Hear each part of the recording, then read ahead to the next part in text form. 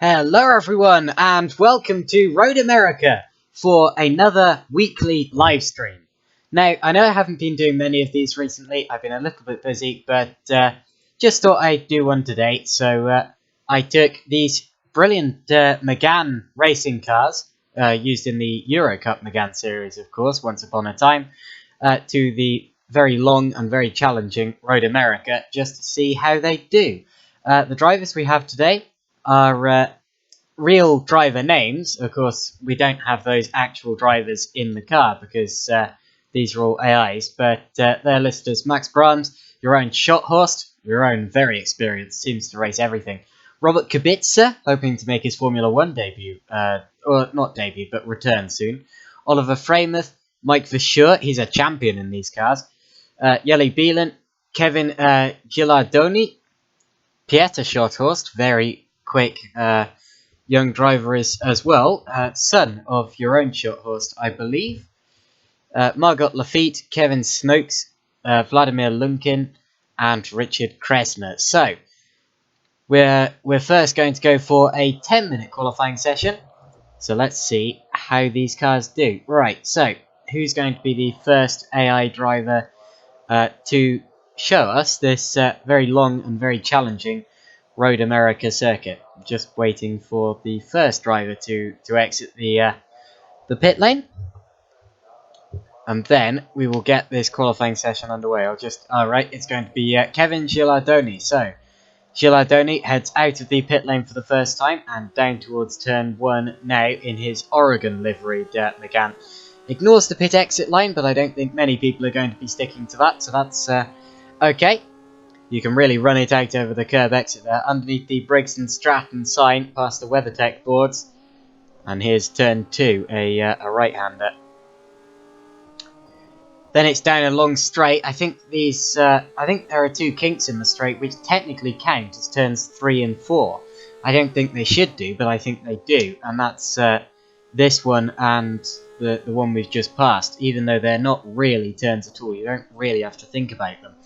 But anyway, then we head up the hill towards a very blind corner. It's a difficult one to spot and a difficult one to get right.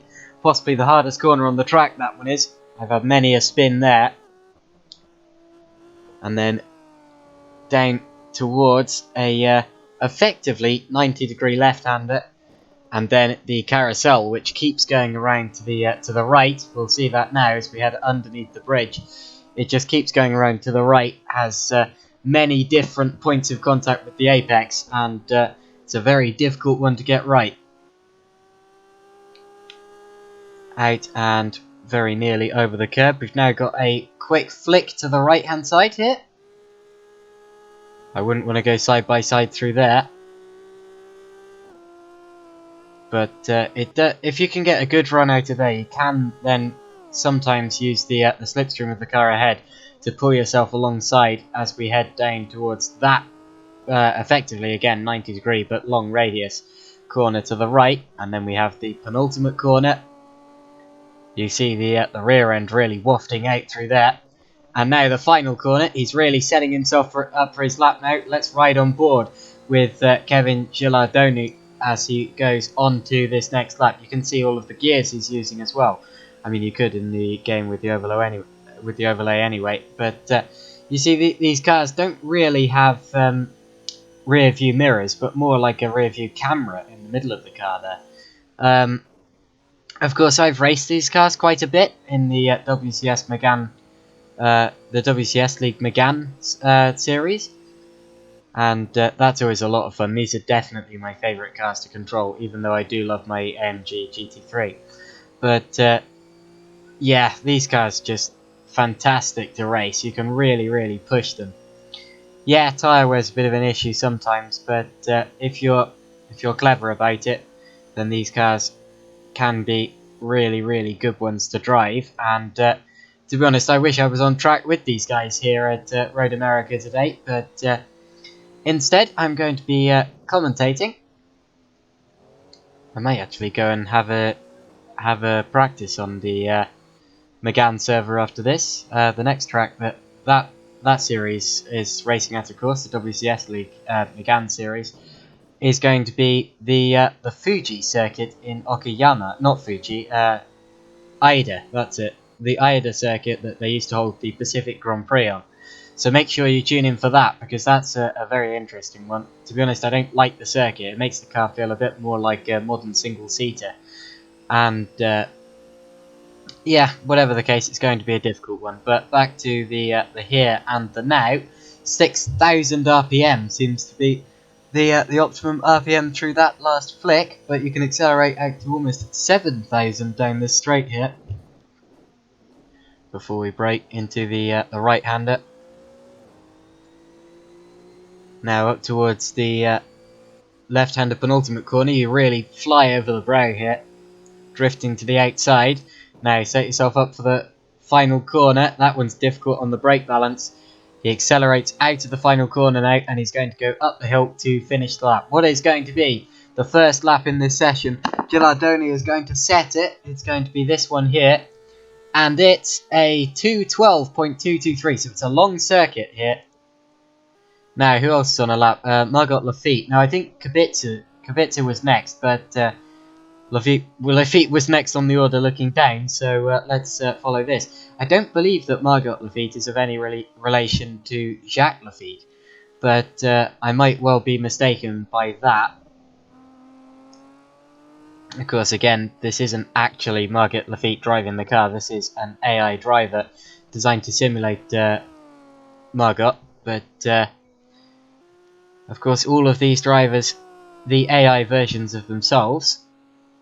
Margot, though, sporting the number 1 on the car, so certainly has a lot to live up to in this race here. Now we're heading towards the final sector of the course now. Only 3 corners in this sector. I think it is the shortest of the lot, but we do have a really long final straight to finish it. That'll be a great straight for slipstreaming, I tell you. There's going to be a lot of overtaking opportunities, especially heading down towards turn 1. It's a well-designed track, this, if you want good racing. I wish more big series came here, really. But anyway, along the start-finish straight we go. And what is Margot's first lap going to be? Well, top of the leaderboard so far is now Mike Verschoor. So Verschoor has gone fastest, and Lafitte now puts it to the top. That's a good lap. A 2:11.912. So the first driver into the 2:11s is Margot Lafitte, and that's great to see. Out of Verschoor, Gilardoni, Kubica, and Brahms. Now, what will your own shot horse first lap be? He's actually only just started his first lap here. Both the shot horse on their first lap, and there's Kevin Snokes behind. So these drivers all on their first laps, I think, with shot horse in the number 19. I remember seeing these cars in person at Silverstone back in, well, I went 3 times in 2000, or 4 times rather, 2008, 9, 10 and 11. Actually no, didn't go in 11, so 3 times I saw these cars in person. Before that, I did also see the previous version of the Megane racing car in person as well. They were great cars to watch racing. Really, really good and close battling. They could really have a good scrap or two in these vehicles, and they sounded great. That's one sound I will absolutely never forget. The sort of that's my dodgy racing car impression, but yeah, I have good fond memories of watching these cars racing at Silverstone and the previous version racing at Donington, as part of the World Series by Renault package, of course, which also had the blistering Formula Renault 3.5s, Formula Renault 2.0s, and briefly UK Clio Cup cars as well. There was even a Formula 4, Formula Renault 1.6 championship briefly as well. But anyway, your own short horse just coming through to finish his lap. What's it going to be? He's not set a lap prior. Max Brahms has been to the top since last time I looked. And your own goes to 3rd by Mike Verschoor. So, your own, no, yeah, it looks as if Mike Verschoor has actually gone quicker since last time I looked as well. So Brahms top now, followed by Lafitte, Verschoor, Short Horse, and Short Horse. But are these guys on another lap? Well, Lafitte's just crossed the line and got very close to Brahms' lap. but not quite beaten it yet, and he's on another lap. I don't think these drivers are actually going to finish their laps after the timer ticks to 0, though. We see that AIs don't tend to like doing that. I'll keep it on this view so we can see when a driver goes faster.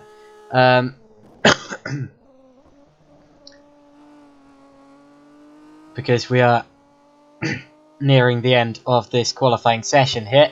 Still, Lunkin and Snokes have not set laps yet, as Gilardoni goes back to the pits, so it looks as if Gilardoni has given up the session, as have Kubica. So it looks as if 2 flying laps is all these cars are going to do in these qualifying sessions. But anyway, here comes Lunkin. Where does Lunkin's first lap put him? He'll get 1 lap after this. If his AI decides to stay out, he goes 3rd, so that's a good lap for Lunkin. What about Snokes? Snokes still going round on his attempt. He's in the carousel at the minute, but will he finish the lap? Because if the qualifying time ticks to 0, a lot of the time the AIs just don't like finishing the laps. And Lunkin has now been demoted by Freymuth, so Oliver Freymuth has gone to 3rd position, and we've got the top 3 guys within a 1/10 of a second of each other. And now Pieter Schothorst goes to 2nd, and we have the top 4 drivers within a 1/10 of a second of each other. That's incredible for such a long track. Amazing to see. And in fact, everyone who's set a lap so far is within half a second of each other. Now, will Snokes stay out and set a lap? Or will he dive into the pits? Or he gets over the curb, and he does pit.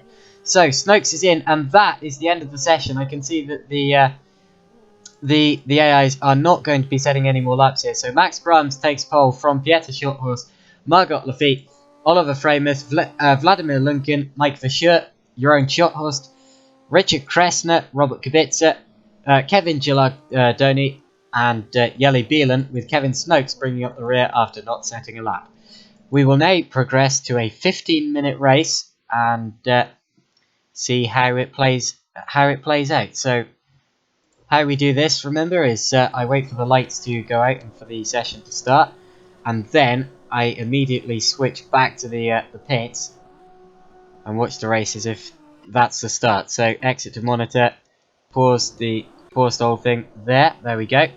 Now we're just waiting for the start of the race. Oh, these are actually teammates on pole here. We've got the it's the Equipe Verschoor team on pole, and away we go with Max Brahms side by side with Pieter Schothorst for the lead. Look behind as well at Lafitte. He will possibly be trying to come through as well, but Schothorst will have the inside line for turn 1, but Brahms hangs it on around the outside. I wasn't expecting that, and Max Brahms leads the race. Are we all through turn 1 cleanly? Yes, we are. That's good to see. So it's Brahms from Schothorst, Lafitte, Freymuth and Verschoor. Those are our top 5 as we go through turn 2 now and down the long straight. Who's going to be slipstreaming who as we head down this straight here? Lafitte certainly looks like he's trying to line up Schothorst in the second to keep Verschoor car. And Schothorst, will he have to go defensive down towards turn 4? I think it's effectively called here. No, Lafitte not quite able to get close enough, and Lafitte now runs wide and actually touches the grass there. Now that might give Schothorst a little bit of breathing space as they go up and around sector 2 of this course now, with the 2 Equipe Verschoor cars still leading this race ahead of Margot Lafitte in 3rd place in his Oregon vehicle, even though it isn't liveried like an Oregon vehicle. Now out and around the carousel. Hopefully everyone makes it through cleanly, but it's difficult to do on cold tyres. Brahms still appears to be backing up the field now, so whether Schothorst is going to go for a move down into this next braking zone, we'll have to see. Of course, probably no team orders here because these are AI drivers, and the simulator won't really register that they're in the same team, apart from by livery and what they're registered as. But I don't think that the game can actually simulate team orders. But Brahms still leads it for now, followed by Schothorst. I thought Schothorst was going to have it down into turn 1, and then Brahms just held on around the outside line. And our pole sitter kept the lead. Right now, the longest straight on the course. Who's going to get the good slipstreaming opportunity here down towards turn 1. Shorthorst in the slipstream of Max Brahms up ahead. And as they head down towards turn 1, will he have a look at taking the lead from Max Brahms? He doesn't get close enough. Still has to hold behind his teammate. Was the first lap clean? Yeah, and Jelly Beelan is side by side with Kevin Gillardoni and runs out and over the curb, does Beelan. And he's now right behind Kevin Snokes. But Snokes fends him off. And now side by side for 5th. Lunken is up the inside of Mike Verschoor, heading down through turn 3. Lunken just ahead of Verschoor, but Verschoor will have the inside for the next corner. And who keeps it? Well, Lunken seems to be very, very adamant that he's going to hang on around the outside here, and he does. So that's a good move from Vladimir Lunken. Also look at Kresna and Shorthorst, your own Shorthorst. And your own holds on to it there, saying find your own line.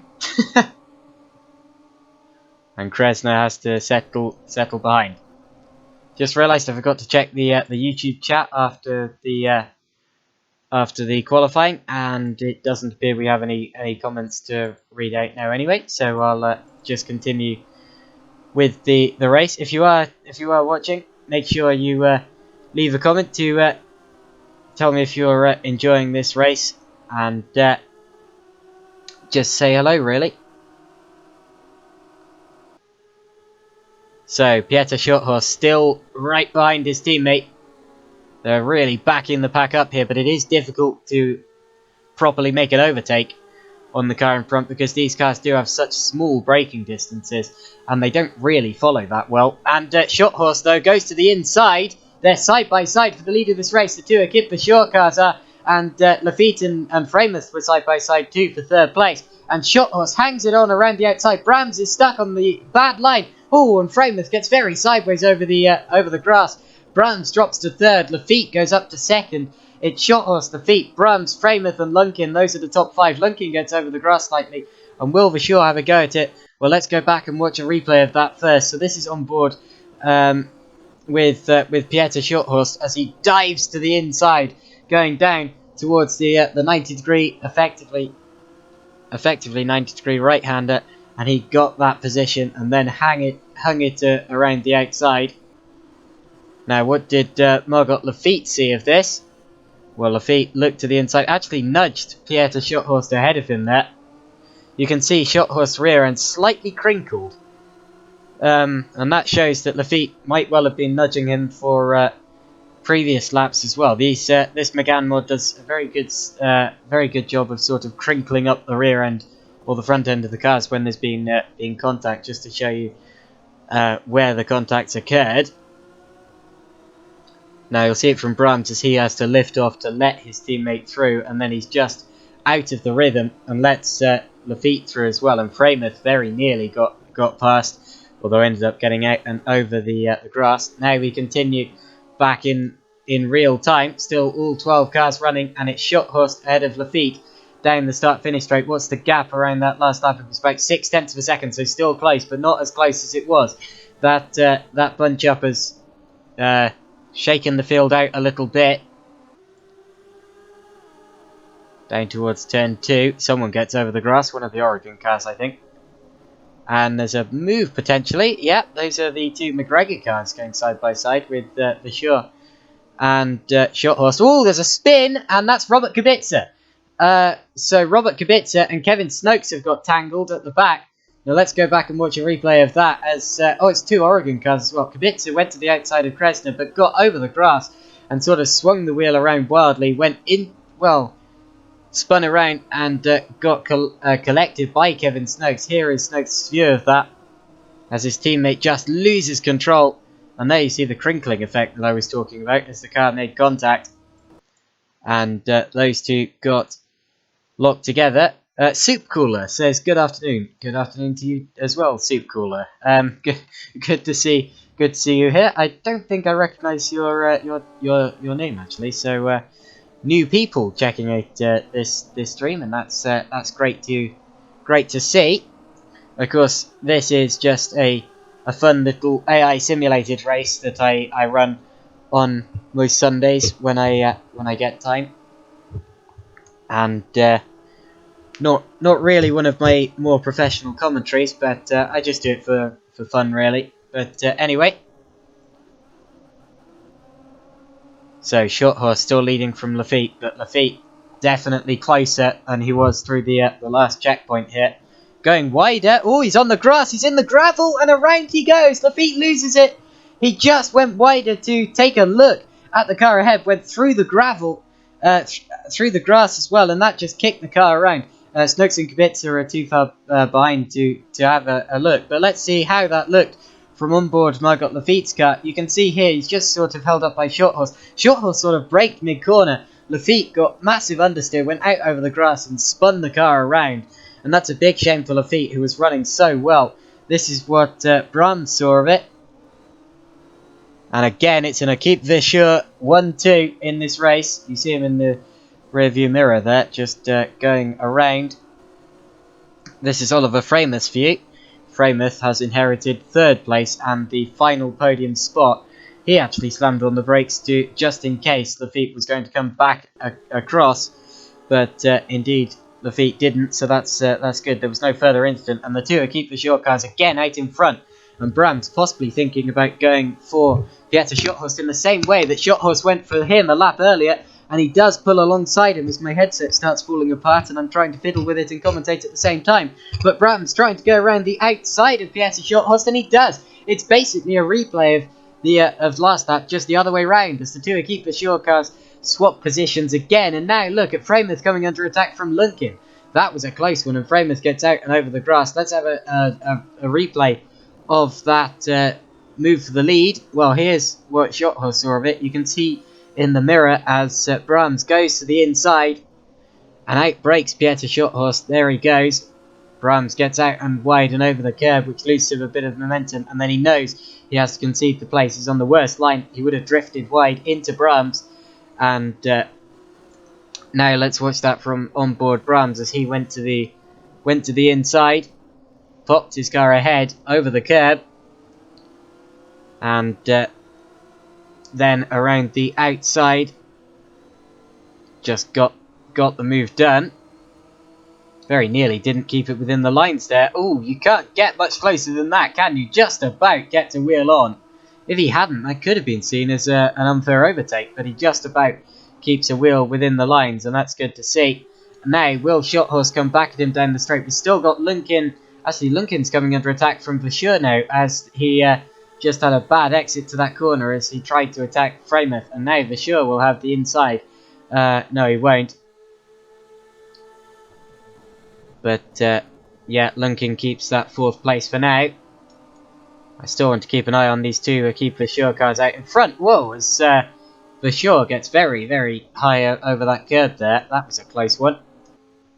Now, looking back through the order, there's Lafitte, who spun on that last lap, and Snokes and Kubica, who came together. It's a shame to see them so far down through the order, but I'm afraid, with the exception of Snokes, they've only got themselves to blame. Snokes was very much the innocent victim, just getting caught up. Wrong time, wrong place. Anyway, will Schothorst go to the inside? He does. I don't think we've seen this move yet. He goes to the inside of Max Brahms. Brahms tries to hold it around the outside. Watch Frameth as well. Frameth might well come into this as Schothorst tries to hold on but gets over the curve. And now look at Oliver Frameth going around the outside. He'll have the inside of the next corner, and Frameth splits the two Équipe Vissure cars. Let's go back and see a replay of that. So Frameth just sort of saw his opportunity as Schothorst tried to poke his way up the inside of Max Brahms' car.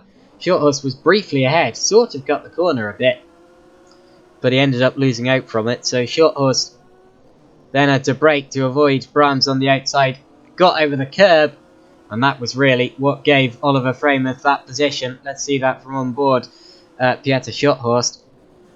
He had to go for it. He saw his opportunity, almost slid into the back of his teammate. Now that would have been a disaster. Went over the curb on the inside, and then just was the sitting duck as he caught the curve a bit weirdly and allowed Oliver Frameth to get through on the outside. So that is a position that has changed, And now it's Brahms, Freymuth, Schothorst, Lunken and Verschoor, the top 5. Oh, but look at Verschoor up the inside of Lunken. That was a close one. Now, will there be any more instant through the carousel this time round? Hopefully not. Looks as if everyone is through cleanly.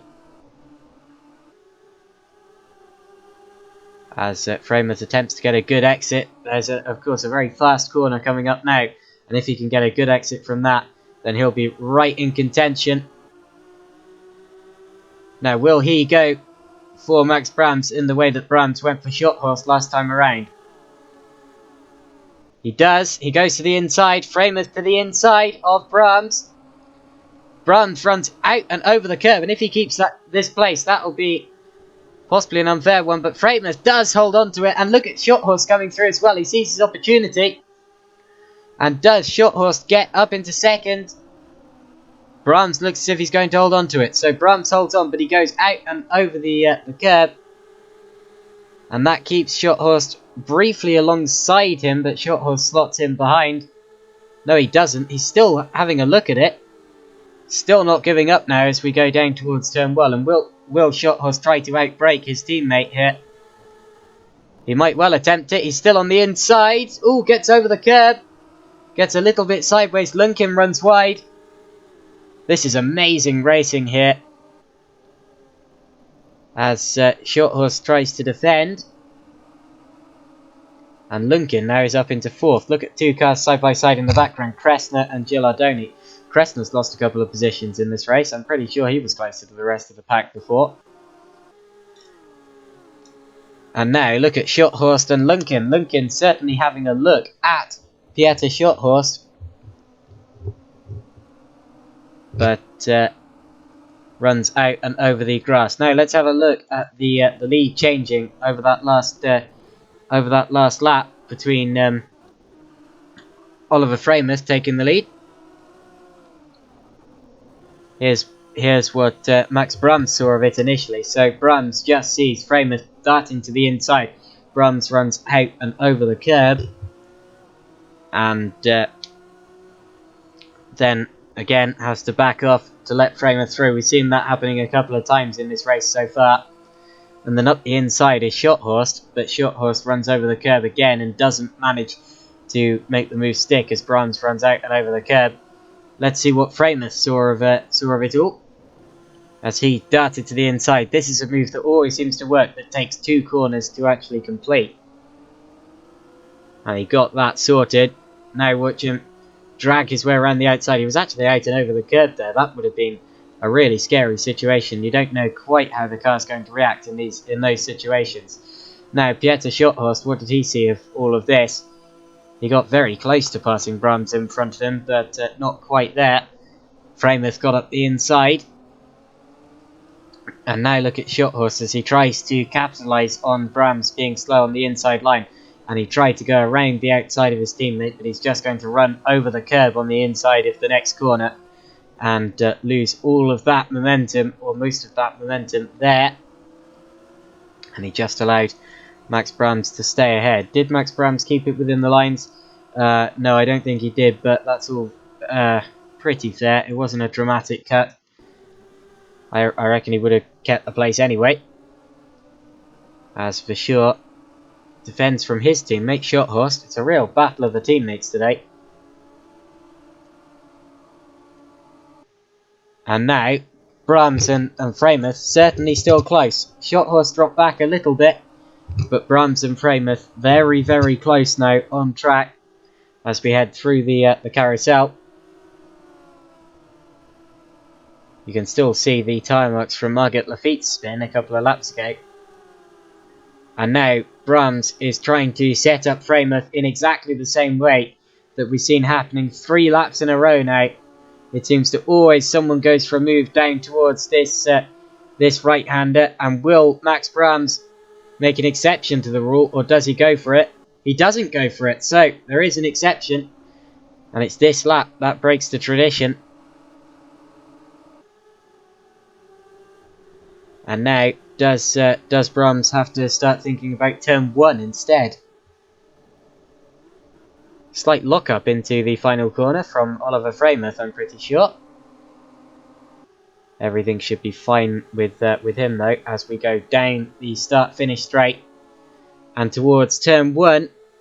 Brahms in the slipstream of Freymuth ahead of him. This is a good race so far. He's actually pulling out in the slipstream, showing that he's going to go for it down into turn 1, as Shothorst tries to slipstream him as well. We might go 3 wide. Look at Shothorst! 2 cars around the outside. That is incredible from Pieter Shothorst. What an utterly amazing move. And Shothorst leads this race. Now, how did he do that?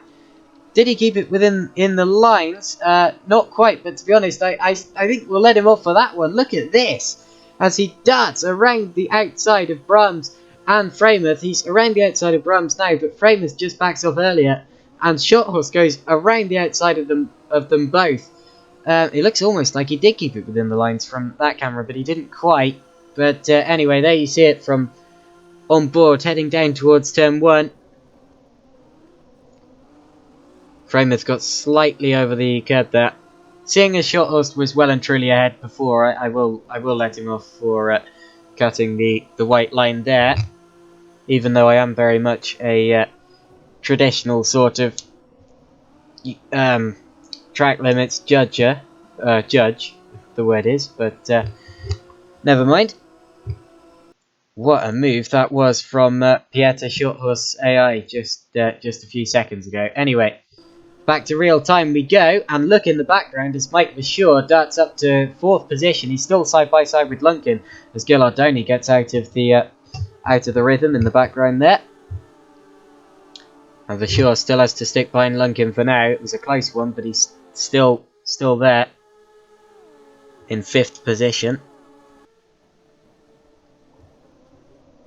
And, well, he darts out again. That's Shothorst going for even his teammates as Kressner tries to hang on around the outside of Verschoor, runs out and over the grass. And, of course, he's going to lose that one. He lost all sorts of momentum. Gilardoni gets over the curve. Everyone's getting so aggressive at this late stage in the race. It's cracking to see. I mean, I would prefer if they stuck to the track limits, but still very good to see that they're actually going for overtakes today.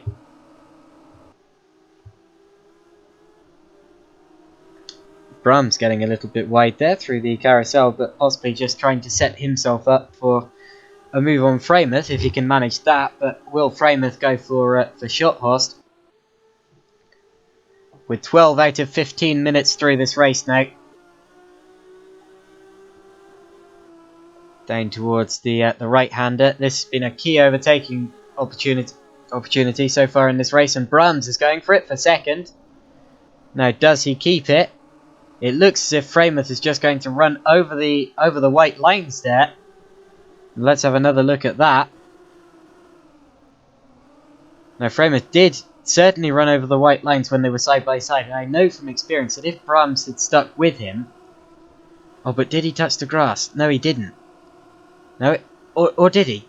Yeah, I think he touched the grass. So I reckon he lost more than he gained there because of the dirt on his tyres and the loss of momentum from the grass, so I'm going to let him off. If he hadn't touched the grass there, I probably would have imposed a 5-second penalty for keeping the position by running out and over the escape road, but because he touched the grass, I think I'll let him off with that one. Now, down the start-finish straight, I believe we are now heading on to the final lap of this race, lap 7. And Freymuth is still in the slipstream of Shothorst ahead. He will have to be very creative about making an overtake on this final lap of the race. It'll certainly take something. The order is Shothorst, Freymuth, Brahms, Lunkin, Shothorst, your own Shothorst, although he certainly had a look at Lunkin there. Verschoor, Kressner, Bielan, Gilardoni, Lafitte, Snokes, and Kubica. And Lafitte, Snokes, and Kubica have really been catching this chain ahead. Now look at Freymuth, he's certainly showing himself to the mirror of Shothorst ahead. Shothorst goes defensive, look at Brahms trying to go to the outside. Freymuth has been backed up and Brahms goes around the outside, but did he do it off the rope? We'll see. Lunkin is coming through as well and Freymuth is still there. He holds 3rd position. But was that move from Max Brahms fair? I don't think it was. No, I think, yeah, that's... Oh, but he did touch the grass, but seeing as he was making a move rather than defending from a move, I reckon that's an unfair one. He's going around the outside, gets over the curb, didn't really have much choice there, but then runs it off the road and around the outside. And Freymuth could have done pretty much nothing about that, as he just got sort of held up on the inside of that corner. Probably could have gotten the power earlier, but Brums passed him off the road, absolutely certainly.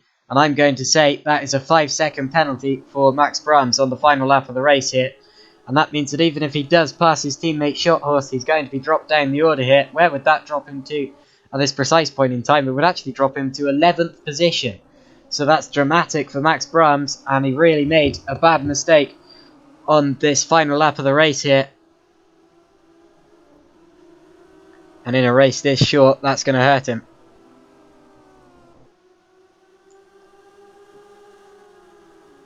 Now, through the fast right-hander and towards the final sector, of course, Brums doesn't know that he's got a penalty, so will he try to go for the lead on his teammate Pieter Shorthorst? I'd be surprised if there wasn't a move here, or an attempt at a move here. Freymuth looks as if he's going for it for second, and he does get it, does he? Well, he tried to keep it. Oh, but Brums runs it over the curb.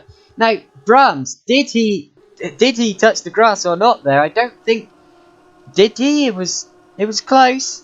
Yeah, I think his rear wheel did run over the grass slightly there. You can just see it within the wheel arch, so that was just about fair, possibly. I mean, you could say this is touring car racing, but you have to be fair with the track limits. And Brums just about gets away with that without further penalty. That would definitely drop him to last if he got it.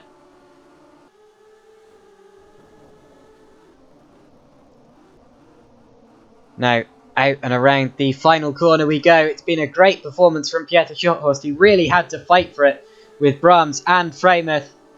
And he's going to cross the line now. You see the checkered flag waving in the air. There it goes. Brums is originally second, but it's going to be Freymuth second, with Lunkin third, Shorthorst fifth, Verschoor sixth. Then it's Kressner, Bielan, Gilardoni, Lafitte, Snokes, and Kubica. But did Kubica beat Brums? Oh, just about he did. Look at that. There was really not much in it between those two. But with Brums' 5-second penalty, he drops to last position. So that means that the order is Shorthorst, Freymuth, Lunkin, the other Shorthorst, so Jerome Shorthorst, fourth, with Pieter Shorthorst first. Verschoor, Kressner, Wieland, Gilardoni, Lafitte, Snokes, Kubica, and Brums. So what an exciting race we just witnessed. Who says that AIs cannot race? I'm not exactly looking forward to Robo Race, but if it's anything like that, then it can't be that bad. But anyway, that was the end of this broadcast for this week. Join us next week when I have an extra exciting race planned with a twist. So, well, I will see you then. Goodbye.